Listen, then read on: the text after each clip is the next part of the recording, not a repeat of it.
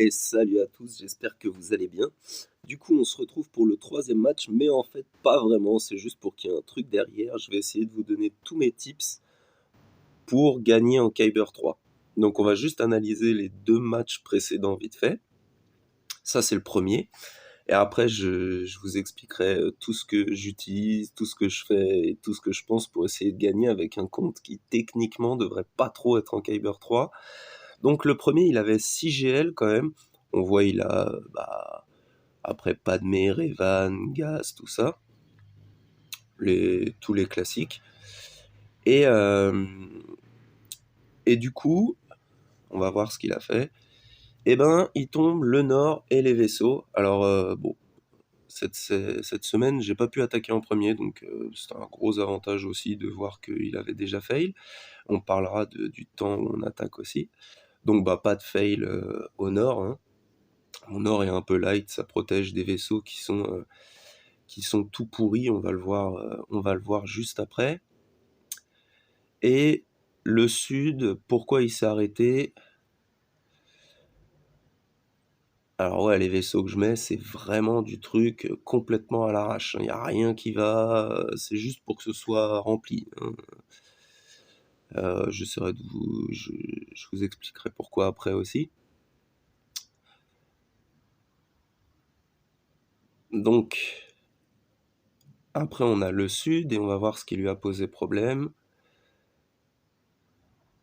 Ce qui lui a posé problème, ben, c'est la LV. Et il l'a laissé avec du TM.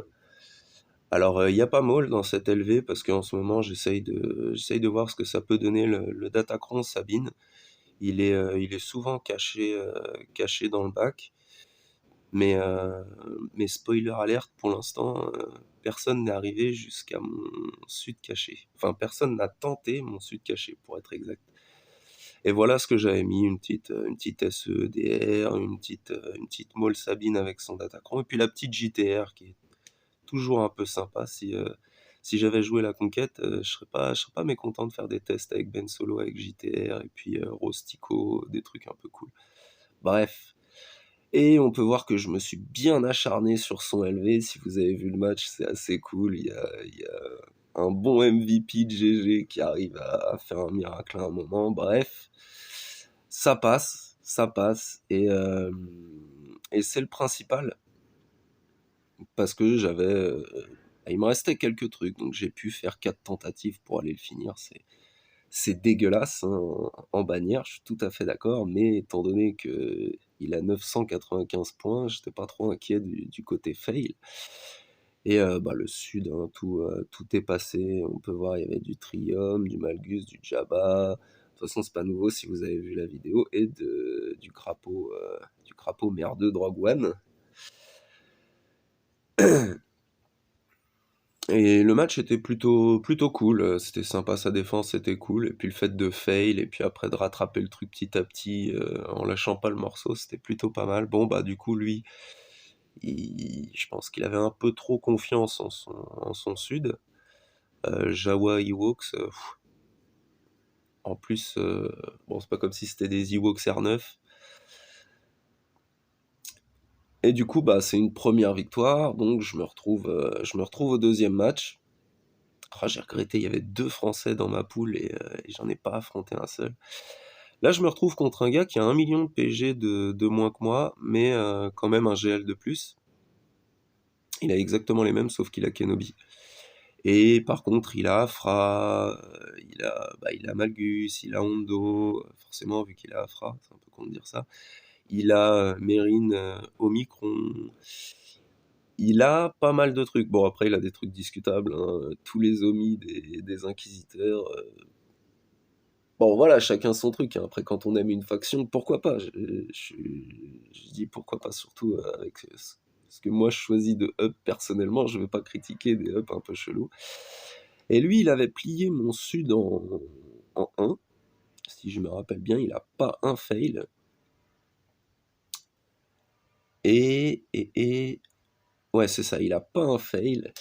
Et en fait, derrière, il va rien tenter parce que Bah, j'avais attaqué, avant lui. Il avait fait une team, je crois, si je me rappelle bien du deuxième match et après j'ai tout attaqué et je pense quand il a découvert le bac, il a fait ses calculs avec ce qu'il y avait au nord, ce qu'il y avait dans le bac.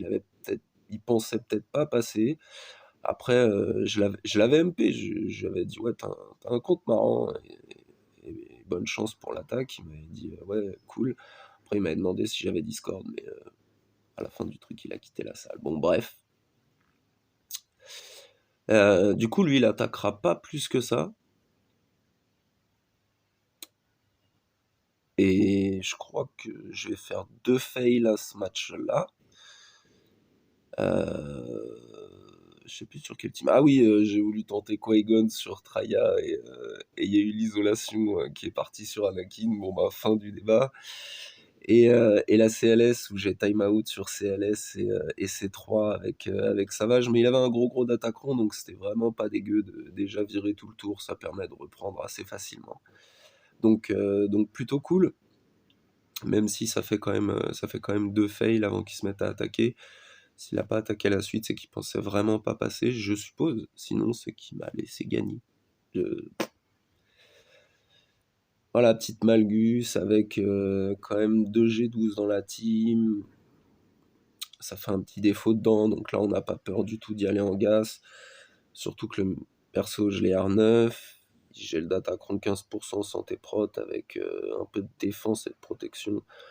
Donc j'ai pas perdu sur une seule Malgus pour le moment, depuis qu'il est R9 je crois.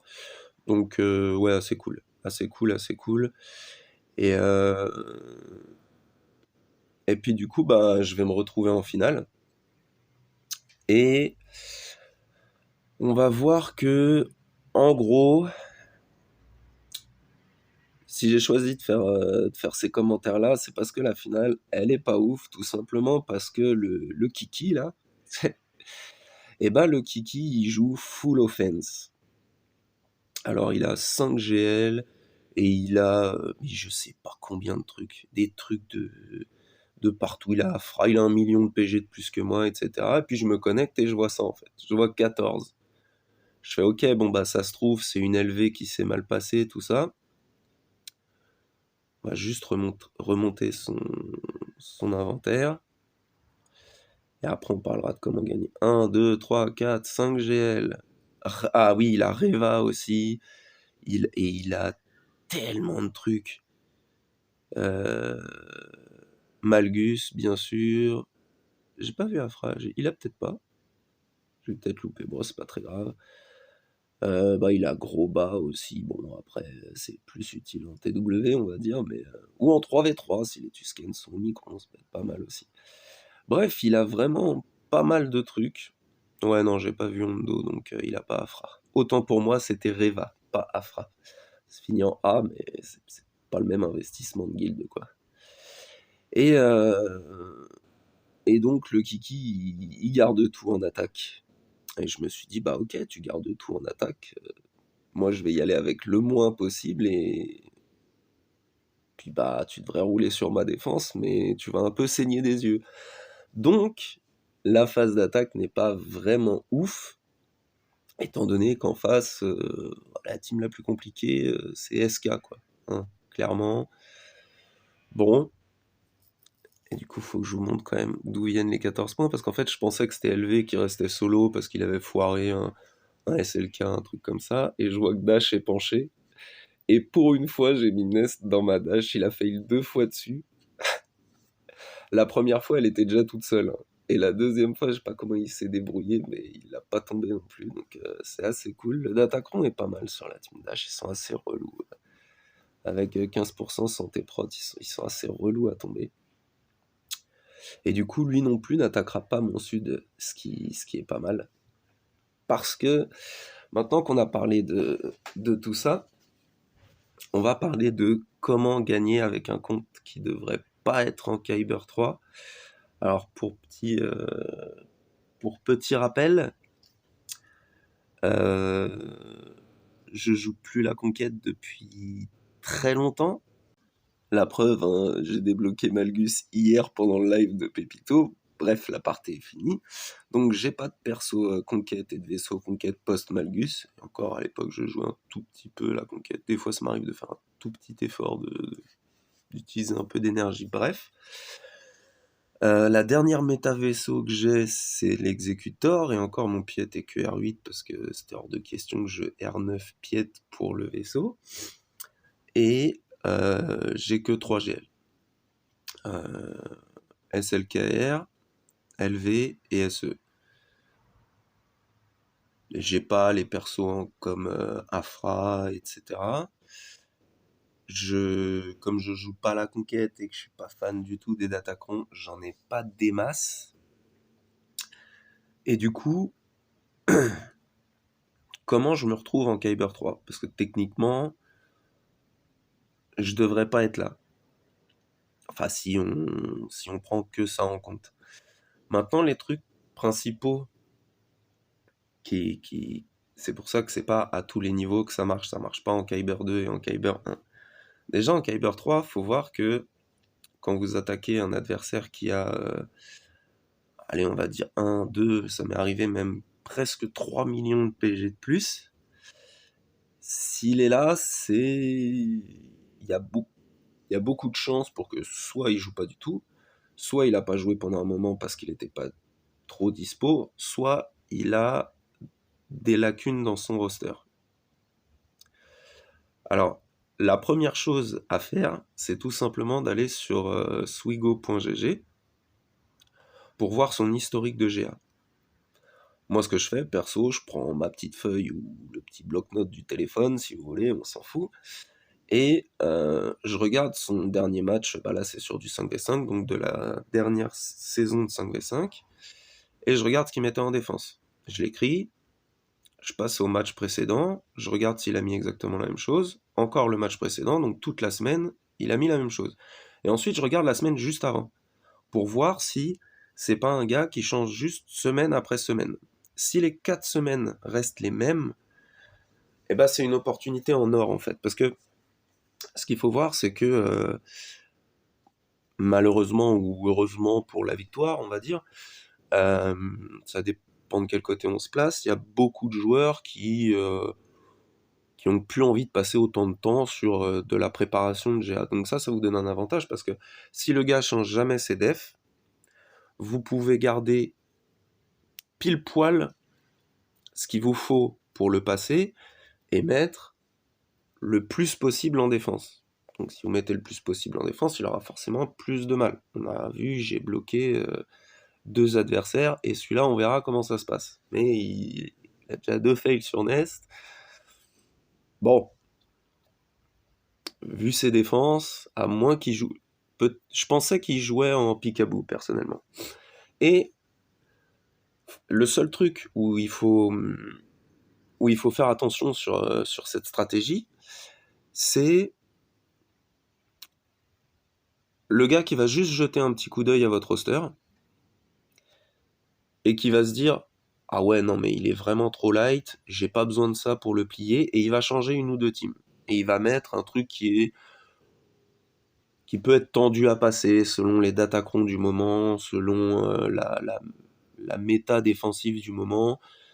Donc je sais pas, par exemple lui, il avait Reva et Jabba, il aurait pu se dire « Bon, je mets les deux, je le roost, et lui, il passera pas ». Donc pour pallier à ce truc-là, ce qu'il faut que vous fassiez, c'est que dans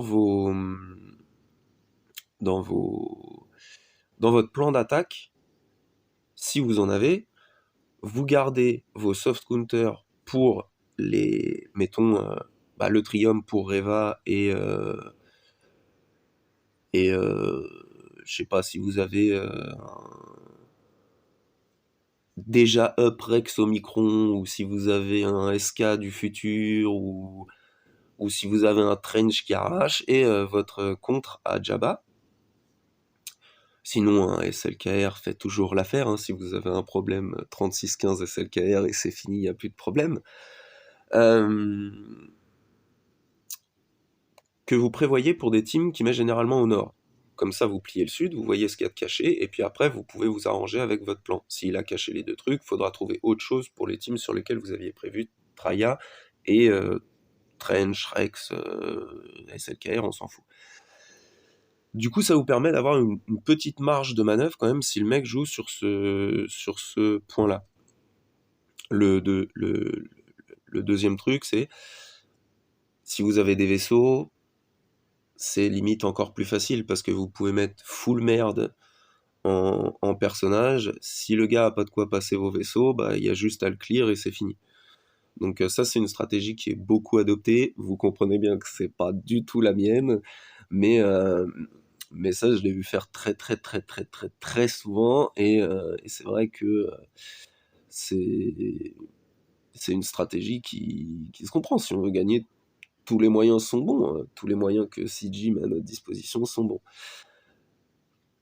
Ensuite, un des trucs à faire aussi, c'est parce que sur swigo.gg, vous allez voir qu'il met tel truc en dev, tel truc en dev, tel truc en dev, qui garde tel truc en attaque. Ok. Il y a deux trucs où vous pouvez prendre un gros avantage, c'est déjà ne pas oublier de regarder le modding. Alors je dis pas tous les persos un par un, hein, parce que là on parle d'une préparation d'une demi-heure en tout. Hein. Pas oublier, bon allez 45 minutes maxi. Pas oublier de regarder le modding. Vous allez juste sur le profil du mec, même dans le jeu, hein, vous triez par speed et vous regardez quels sont ses persos les plus rapides. Et puis moi, on va dire mon point de comparaison le plus utilisé, je trouve que c'est DR. Si je vois qu'il a par exemple, la première c'est 4, mettons, et qu'elle est vraiment pas mal, et ben après je vais regarder DR pour voir où il se situe aussi. Vous pouvez pousser un peu le truc en vous disant je vais essayer de trouver son perso qui est à la limite des 300. Comme ça, vous voyez s'il a beaucoup de persos au-dessus de 300. Bon, pas léger, forcément qui sont au-dessus de 300. Mais pour le reste, donc ça peut vous donner des bonnes indications en plus. Et vous pouvez regarder la façon de modder. Ça peut être intéressant aussi. Si vous voyez que,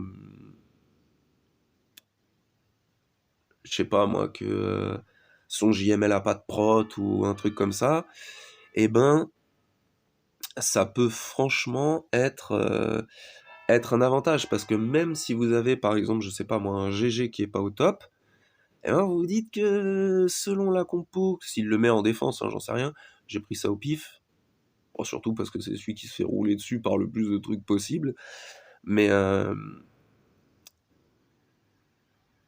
mais s'il a des lacunes, vous n'avez pas besoin d'avoir un top modding parfaitement calibré et tout pour aller le chercher. Ce sera peut-être compliqué, faut bien comprendre comment le jouer, etc. Mais ce sera moins compliqué que s'il est parfaitement bien modé.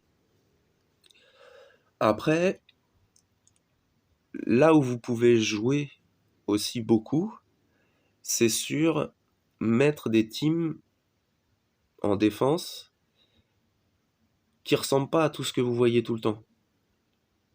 Parce que le problème de swigo.gg, c'est que le gars, bah, il va voir votre team, il va faire oh merde, comment je passe ça, il va aller voir sur swigo.gg, ça va lui sortir 300 000 counters. Bon, alors après, ok, si c'est par exemple la saison précédente, les datacrons ont changé et tout, mais il a la solution qui est écrite sur swigo.gg.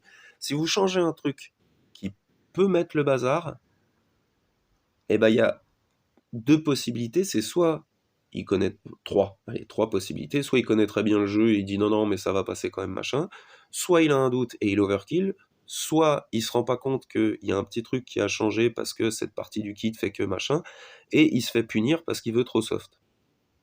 Ça c'est c'est les trois possibilités.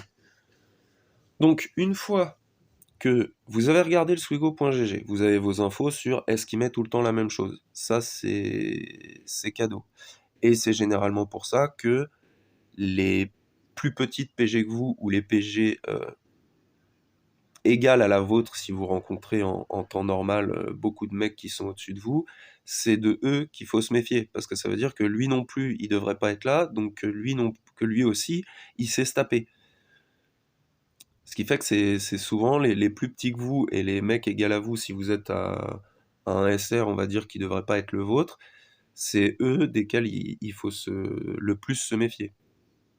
Donc une fois que vous avez fait vos petits devoirs sur swigo.gg, que vous avez noté, que vous avez trouvé vos softs, ou votre contre tout court, hein, ça peut ne pas être un soft, et que vous avez placé une bonne défense qui est un peu changeante sur certains points, sur certaines choses, il faut, sur les trucs que vous changez aussi, par exemple, je pense à SE, il faut pas que vous oubliez que il y a des GL en def, ils sont pas foufou. SE en défense, c'est pas non plus l'assurance tout risque, hein. Ça se passe en GG, ça se passe en Wampa selon la compo, mais vous pouvez largement l'empêcher. Bah, par exemple, en face là, il y a le petit Malak. Pour faire un Wampa solo avec un SE Malak, bonne chance. Même avec un Wampa Relic 35. Et GG, c'est déjà plus compliqué. Pour faire un Wampa solo sur un SE où il y a Cru, qui a un stun irrésistible de 2 tours, bonne chance aussi. Un SE avec qui il y a un perso qui met le Tena Down, par exemple, sur une basique, ça peut être compliqué aussi. Tous ces trucs-là, c'est des trucs auxquels il faut réfléchir. Faut se dire, voilà, j'ai moins que lui, je dois le forcer à utiliser plus. C'est pour ça que je dois changer cette team. Je vais pas mettre SE, Doku, Sidious, Maul et l'assassin, quoi. Parce que, bah, il arrive avec son petit Wampa, il fait son solo, et il se tape 68 points sur un GL. Bon, l'efficacité était pas ouf, clairement. Après, donc là, on va dire, on a parlé pas mal défense. Après, moi, j'aime beaucoup essayer de forcer l'adversaire à utiliser du très lourd au sud, que ce soit en 3v3 ou en 5v5, hein, étant donné que j'ai pas de vaisseau. Mais je trouve qu'en fait, l'idée de protéger les vaisseaux, c'est bien, ok, en 5v5, ça rapporte plus de points. Mais si vous mettez un sud où le gars peut faire ses petits contres habituels, il a utilisé 4 teams qui sont moyennes, et après, du coup, il découvre votre sud, c'est moyen aussi, et il y avait juste le nord pour lequel il sait, depuis qu'il est rentré dans le match, qu'il doit garder tel et tel team, et ben en fait, si vous avez moins en roster que lui, c'est pas une bonne idée. Parce que si vous mettez un sud qui est assez solide, eh ben, il va se dire, ouais, mais qu'est-ce qu'il y a derrière? Si derrière il découvre qu'il y a un truc qui est trop chaud, il sait que sa possibilité, ça va être d'avoir plié donc votre sud qui est devant, votre nord qui est, on va dire, moyen, et vos vaisseaux, qu'ils soient ouf ou pas ouf, qu'il ait les contres ou pas les contres, on s'en fout, mais que le sud, il va se faire avoir, le sud caché. Donc il va lui manquer un territoire. Ça veut dire qu'après, même si lui, il vous bloque au vaisseau, vous pouvez quand même gagner, parce que vous avez bloqué un territoire. Si les vaisseaux, ça rapporte plus, certes, mais c'est pas ce qui va vous faire gagner vraiment. Je sais pas si on se comprend. Si le gars arrive à tout passer, bien sûr, vous avez quand même perdu. Mais l'idée de protéger le Nord avec ses plus grosses teams, pour moi, c'est plus compliqué que de faire douter au Sud, de cacher du truc plus lourd que le Nord au Sud caché, et d'avoir un Nord assez moyen. C'est... Point de vue personnage, je trouve que cette technique-là, ça va être la plus... comment dire? La plus rentable, en fait. Parce que si vous avez un or qui est pas non plus ridicule, il va se dire, bah alors attends, là il faut que je garde quand même ci, ça, ci, ça. Au sud, il voit qu'il y a du solide, et c'est là où re-rentre le truc de overkill ou pas overkill, ou sous-estimé, etc. Donc, Ce que j'essaye de faire, c'est généralement de les faire utiliser JMK, parce que JMK4, ça passe tout ce que j'ai dans mon roster, techniquement. Et après, de voir pour le reste ce qui peut utiliser ou pas. Si vous voulez pousser le truc, vous pouvez essayer de regarder aussi sur quoi il a l'habitude d'envoyer quel team sur le swigo.gg. Quand vous regardez la défense, vous pouvez aussi regarder l'attaque. Là, ça vous donnera une idée de, par exemple, sur qui est-ce qu'il va faire... est-ce qu'il va préférer SLKR sur LV ou JMK sur LV? Est-ce qu'il va préférer SLKR sur Jabba ou JMK sur Jabba? Si on parle GL contre GL, hein, on s'en fout, c'est juste des exemples. Ça vous donnera des facilités en plus pour savoir ce que vous devez cacher au sud. Donc voilà pour le tour de la défense, à peu près. Donc ça prend pas très très longtemps. C'était un peu long à expliquer, mais en gros, une fois que vous vous dites, j'ai regardé les 4 dernières semaines de ces défenses, c'est toujours pareil, donc je sais que je dois garder ça, je l'ai écrit sur une feuille, j'ai écrit mes petits contres, ou alors je le garde dans ma tête, machin. Donc j'arrange ma défense avec tel team, je change pas mal de teams pour mettre un perso qui va faire que ce compte-là va pas être possible, ce compte-là va être plus compliqué, ce compte-là, blablabla. Là, vous avez réglé votre def. C'est... Ensuite, si vous jouez un minimum la conquête, parce que je la joue un tout petit peu, on va dire, déjà je refresh pas, mais j'arrive à la fin du secteur 1, souvent, et ensuite vous n'avez plus qu'à faire simuler pour avoir des datacrons. Utilisez la monnaie de machin pour pouvoir les augmenter, ou des cristaux si vous voulez, bref. Moi je m'en fous, donc voilà, mais vous pouvez farmer les datacrons et avoir pas mal de datacrons. Vous allez du coup poser vos datacrons en fonction de ce qu'il va utiliser, de ce qui est bien sur tel team, etc. Ça c'est juste du petit plus, ça vous facilite certains contres, ça vous... Quand vous êtes en attaque, ça vous booste vos defs, bref. Faut pas oublier les datacrons quand vous posez, surtout s'il y en a qui sont bien et que vous oubliez de les poser en def, c'est un peu dommage. Bon, maintenant, on va essayer de passer à l'attaque. Putain, j'espère que ça va pas trop, mec, qui se la pète. En attaque, le premier truc... ça tombe bien que ce soit le fight du Wampa. Le premier truc, c'est de prendre soin de ses teams. Par prendre soin de ses teams, ce que je veux dire, c'est...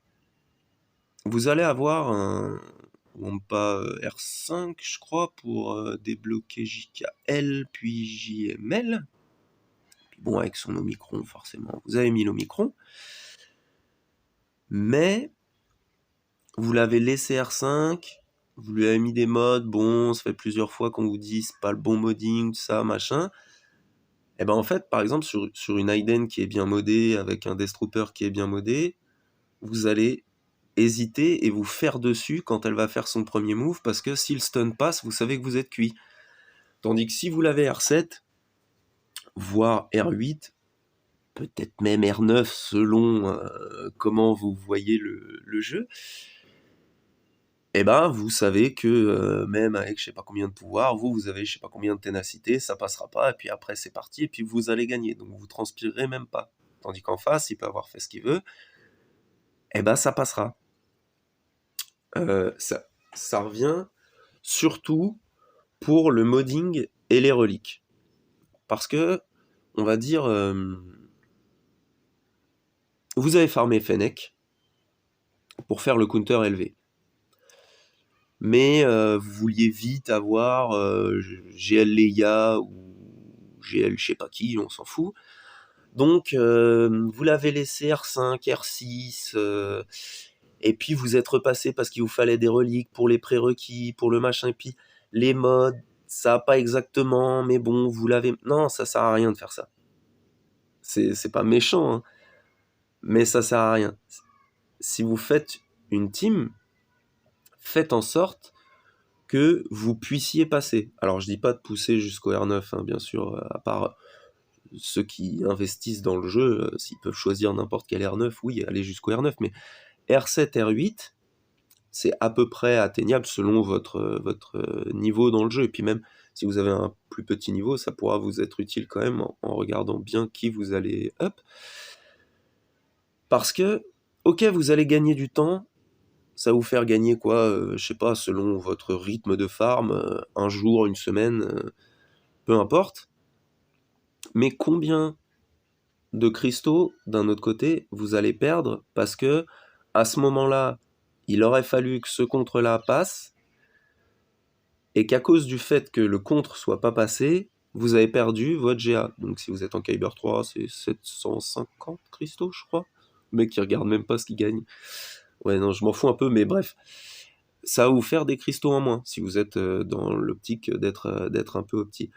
Prenez bien soin de vos teams. N'hésitez pas, il y a toujours des mecs dans toutes les teams, même sur YouTube, qui s'y connaissent en modding, machin. Vous allez voir, vous tapez le perso, vous regardez le modding qu'ils font, vous demandez aux gars qui s'y connaissent dans votre team, ils vous aideront et tout, machin. Donc les mods, même si vous avez du retard, c'est le même principe que ce que je disais pour le farm des reliques qui vont vous faire prendre du retard sur votre farm en cours. Les mods, si vous avez des lacunes en mode, il faut voir que si ça se retrouve dans votre défense, vous aurez beaucoup plus de chances de vous faire pulvériser. Et si vous les utilisez en attaque, vous avez beaucoup plus de chances que ça ne passe pas. Donc, techniquement, ça va vous mettre une grosse épine dans le pied, alors que si vous investissez un peu plus en refresh de mode, etc., vous irez chercher ce que vous devez aller chercher au maximum avec la team. Donc les reliques et le modding, c'est quand même vachement important. Alors après, je dis pas que ça doit être exactement, parfaitement parfait. Je parlais de DR tout à l'heure. Mon DR, si vous le montrez à des gens qui sont vraiment des hard modeurs, eh ben ils vous diront qu'il est nul à chier. Moi, il me suffit, parce que par exemple, quand je fais DR Watt sur JML, ça passe, mais parce qu'il est rapide. Mais les primaires sont pas les bonnes. La primaire du triangle est pas la bonne, je crois du rond aussi, il me semble. Mais je m'en fous, parce que sur tout ce que j'ai eu à tester, j'ai eu vraiment un très très faible pourcentage de défaites. Et c'est des trucs où j'ai changé un ou deux machins, et puis après, j'ai plus perdu depuis, à chaque fois que je l'ai fait. Donc, quand vous modez une team, essayez de faire en sorte que ce soit pas un truc... Quand vous farmez une team, plutôt, essayez de faire en sorte que ce soit pas un truc qui puisse jouer contre vous. Si vous vous êtes fait suer à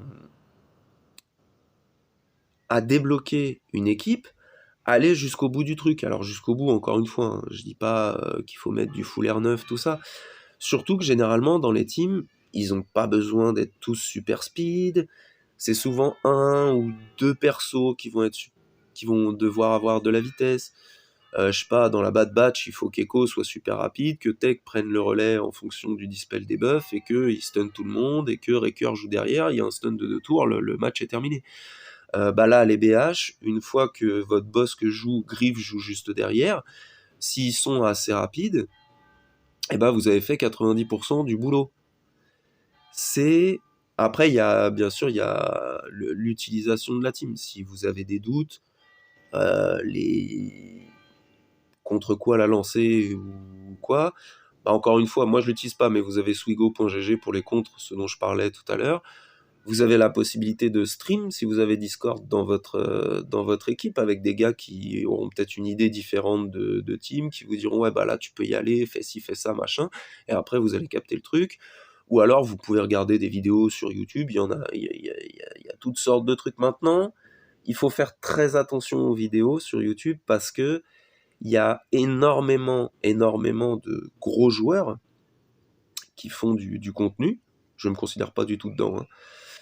Mais vous allez voir souvent des contres où en face il y a un datacon neuf, mais du côté du gars qui fait la vidéo, il y a un datacon neuf, il y a du full relique 8, relique 9, et il y a des modes que vous aurez jamais, hein, clairement, à moins d'être pico ou le plus gros chanceux de la planète. Mais, mais faites quand même attention à ça, tandis qu'en stream, quelqu'un va vous expliquer, vous comprendrez peut-être mieux parce que vous vous posez peut-être une question pendant une vidéo. Le stream, c'est vraiment... Et puis vous passerez un bon moment. Moi, j'adore les streams de GA, etc. Ça me fait kiffer. Mais, mais voilà, vous avez beaucoup d'options pour faire en sorte qu'une team soit pas inutilisable là où vous pourriez l'utiliser. Après, encore une fois, hein, c'est que mon point de vue. Si votre philosophie dans le jeu, c'est non, moi je bourre pour avoir tous les GL et puis ça passe parce que pour l'instant je gagne, c'est très très bien. Hein. Là, c'est juste pour expliquer comment je fais pour gagner moi, si ça peut aider des gens en fait. C'est une vidéo pour aider. Je critique personne, que ce soit les gens qui, je sais pas moi, mettent de l'argent dans le jeu. Souvent il y a des gars qui gueulent un peu après, mais c'est les gars qui font vivre le jeu. Enfin, moi je trouve ça, j'ai aucun problème avec qui que ce soit, même si vous êtes un joueur qui adore les Jedi. Moi j'adore les tailler, mais c'est des vannes. Je respecte tous les farms et toutes les façons de jouer. Si vous aimez pas les modes et que vous en avez rien à secouer, eh ben c'est pas très grave. C'était juste mon avis pour mon. C'était ce que je fais pour essayer de gagner en GA en fait. Voilà, c'est tout. Il n'y a pas de critique derrière cette vidéo. Ouh, ça devient beaucoup trop sérieux. Faut que je vanne un Jedi. Donc JML c'est de la merde. Bref.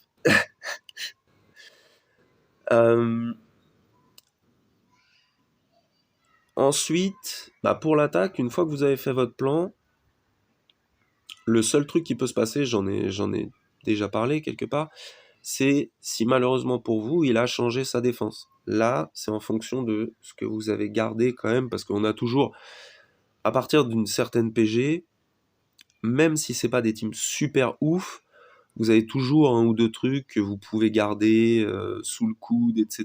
Par exemple, bah là, on voit les NS. Si vous n'avez pas eu besoin de SLK NS pour taper un LV, vous avez vos petites NS. Je dis petites parce que ma Daka est R6, ma Talzin est G8, sûrement, ma Zombie est G10 sans mode, ma Assage est G12, et ma Mérine est 3 étoiles. Voilà.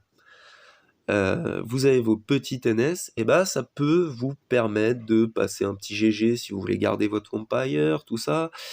Ça peut finir quelques trucs, vous pouvez même aller chercher une fine Zori si ça se passe bien, mais il faudrait un peu plus de niveau quand même.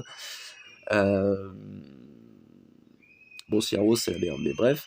Vous avez par exemple une Mon Mothma. Mon Mothma, bon, en défense, ça peut remplir une case, mais en attaque, ça peut finir, mine de rien, pas mal de GL solo. C'est un clean-up pas dégueulasse.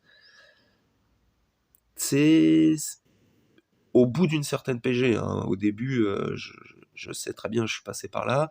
Il y a des trucs où vous dites, bon, bah là, je vais devoir coller du Gear Slip parce que j'ai rien d'autre à mettre, le gars en face est trop costaud.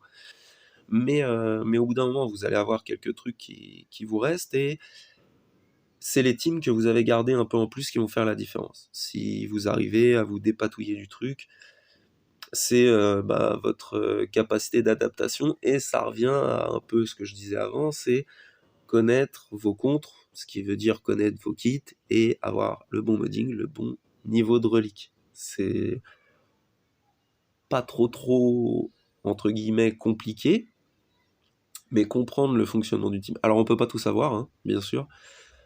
Moi le premier, hein, il y a des trucs, bah, je demande à droite à gauche parce que je sais pas d'où ça vient, ou je fais une connerie, ou je le dis des fois dans des vidéos aussi d'ailleurs, bah je comprends pas pourquoi ça s'est passé comme ça ou quoi.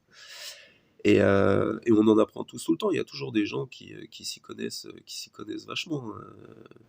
Bah la fois où j'avais fait le truc avant qu'il soit patch, le contre sur le Léviathan, j'avais demandé à Pico et Val de m'aider, c'est Val qui m'avait aidé, c'était passé comme une lettre à la poste, ça avait l'air tellement simple, mais je me serais tellement fait rouler dessus s'il n'avait pas été là, que je me serais tiré une balle dans le pied. Alors que ça m'a pris bah, pas longtemps, quoi. Pour pour pouvoir se choper en stream, selon les dispos, et puis faire le fight, et puis voilà, c'était nickel. Ça, c'est un gros avantage, même si vous n'avez pas compris, ça revient à stream encore, ça revient à ce qu'on disait avant. Mais en gros, si vous prenez soin de vos teams, si vous essayez pas d'aller trop vite, vous serez pas déçus. Parce que vous allez avoir des trucs qui vont pouvoir...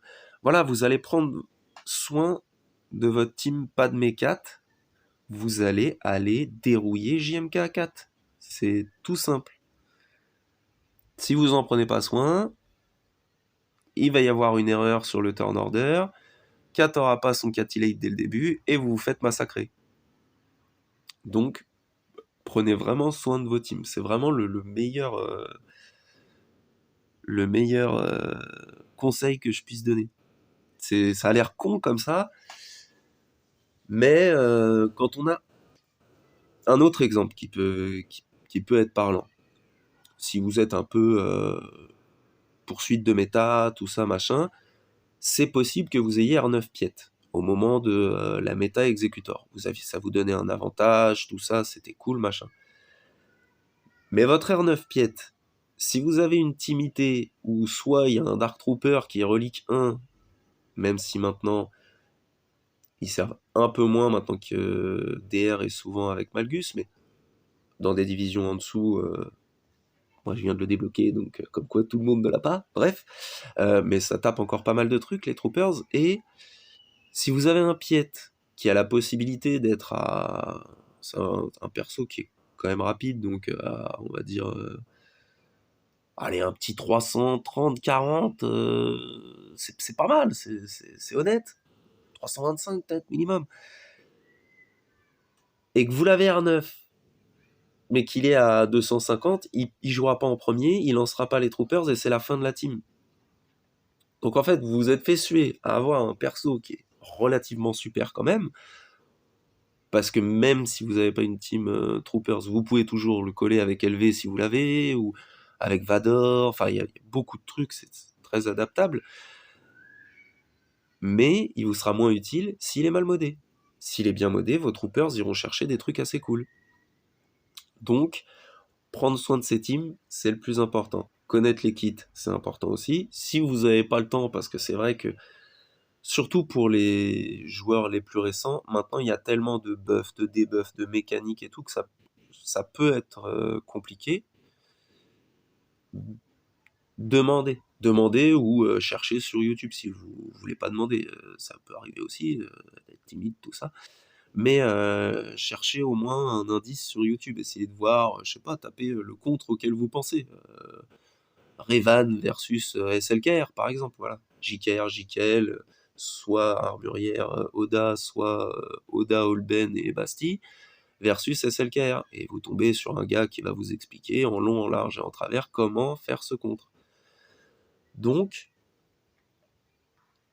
prenez bien vos renseignements avant de faire vos attaques. Regardez aussi ce que change le Datacron, parce que bon, les Datacrons, heureusement ou malheureusement, on aime, on n'aime pas. Chacun ses goûts, hein. Toujours pas de critique dans cette vidéo. Mais faites attention à ce que ça change pour vous, et si par exemple, pendant un moment, il y avait un Datacron qui rendait les troopers complètement fumés. Enfin, c'était tellement facile de dérouiller tout le monde. Vous jouiez avant tout le monde parce qu'il y avait c'était un truc du TM et tout, vous pouviez dérouiller, mais tellement de teams, c'était ouf. Bref, voilà, en gros pour la phase d'attaque. Après, vous avez deux solutions pour l'horaire à laquelle vous attaquez.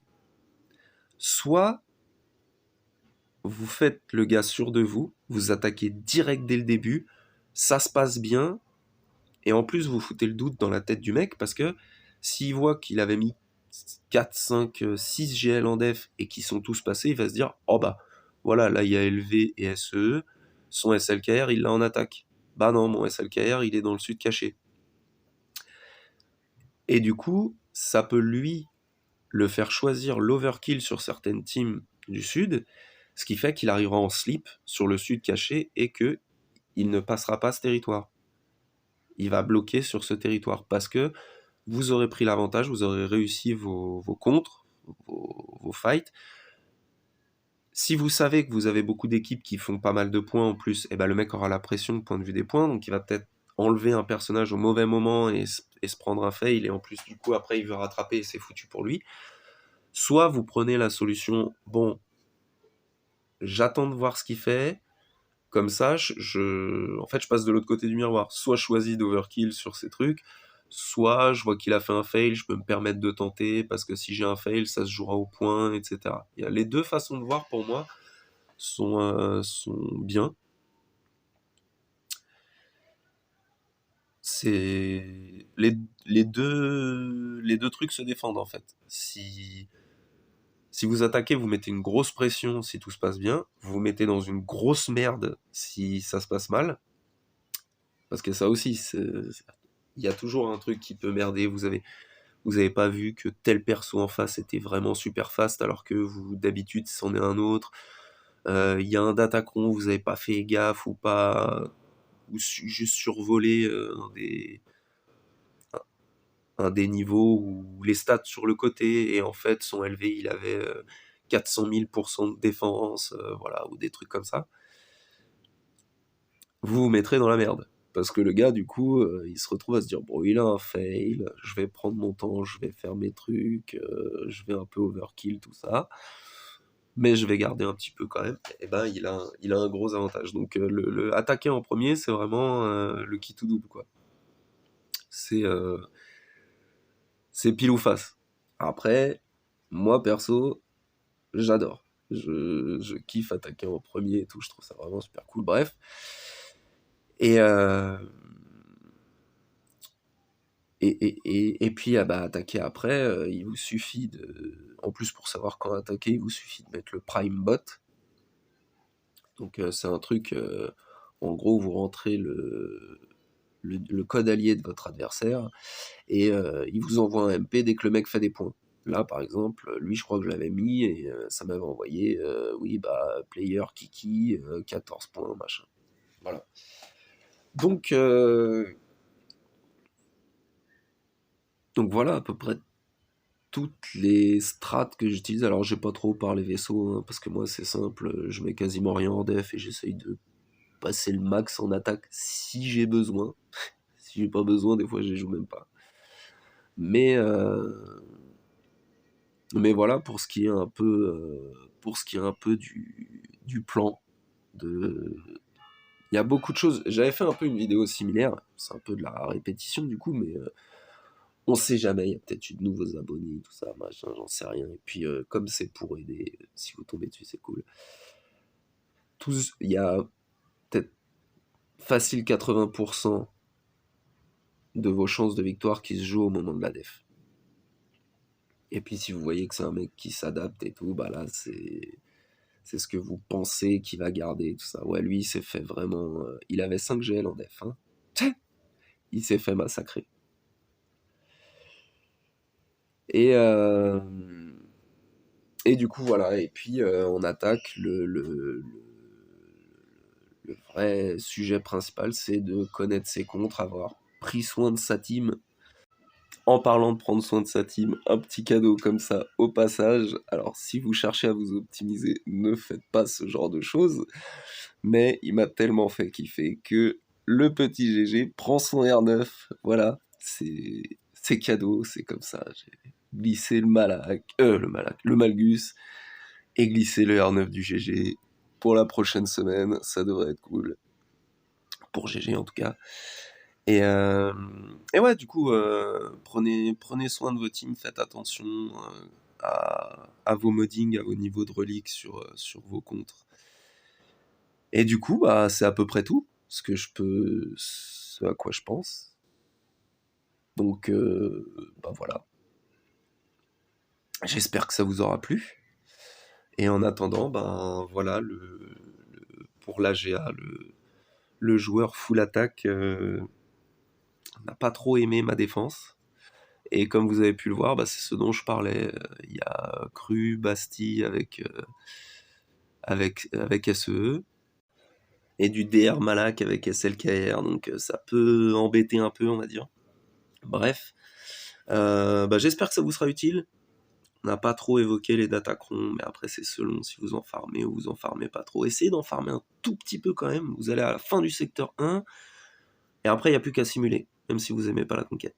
Bref, bah, j'espère que vous avez gagné sur votre semaine de GA, euh, que ça vous sera utile d'une façon ou d'une autre, sinon juste que vous avez passé un bon moment en ayant coupé le son et en ayant regardé les fights qui étaient pas ouf ouf. C'est pour ça que bon bah j'ai préféré faire ce petit changement, voilà, faire un petit commentaire par-dessus pour dire comment j'arrive à faire 3 victoires en Kyber 3 avec mon compte un peu chelou. Sur ce, des bisous à tous. Allez, salut.